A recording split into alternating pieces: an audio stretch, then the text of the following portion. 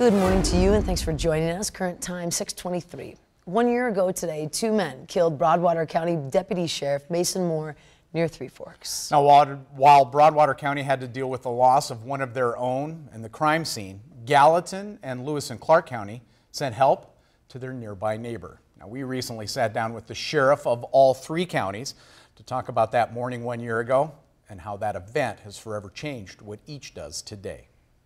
The phone call my dispatcher was that they couldn't get Mason on the radio.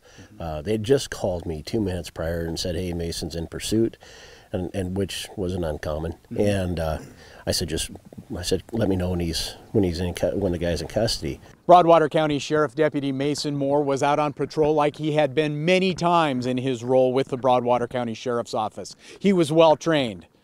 But that morning 1 year ago, no training could have prepared anyone for what would happen next. We got on scene and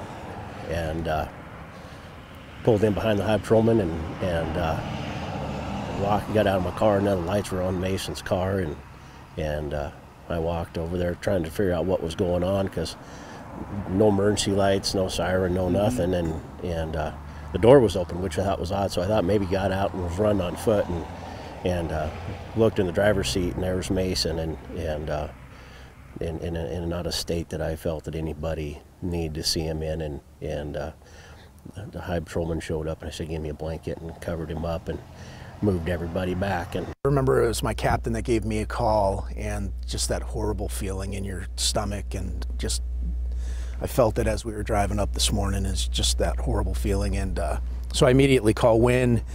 Obviously we're friends, and just told him anything that he needs. And I can only imagine what's going through his brain, so we just sent everybody out and sort of helped with the scene, helped with the press, helped with all of those things, because he needed to take care of his people, which he did. We didn't know Mason that well, but we really know Wynn that well. And that was the hard part, is to look at the law enforcement family and to see them suffer and to know what that loss meant. That's why that Brian and I jumped in our vehicles. When you have something just like a family member that dies, other people come to stand there, just the witness of presence. Is it different today? I mean, do you do things differently? You still have the task, but do you do things differently? Extremely different. You know, every night I go to bed worried about the phone ringing, and when the phone rings, you're going, "Oh, please, Lord, just tell me it's not something bad again." And we're hunting cops to kill. That was their mission. Had they turned left, it would have been one of ours. So at the moment, a split-second decision was Broadwater County instead of us. Our guys think about that all the time, and we remind them that every traffic stop could be something that turned into something fatal.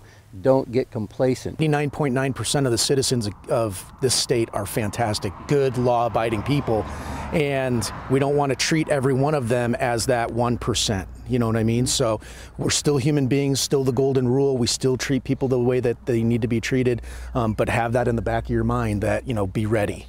We're fathers and daughters and husbands and wives and brothers and sisters to somebody, and they all love us, and at the end of the day they want us to come home. And you know, in reality, these people want to get home to their families, and we're on the same boat. We're just kind of in a short-term situation that shouldn't have life-changing effects to it. The tragedy of 1 year ago is something all three men say will be something that they'll never forget for the rest of their law enforcement careers.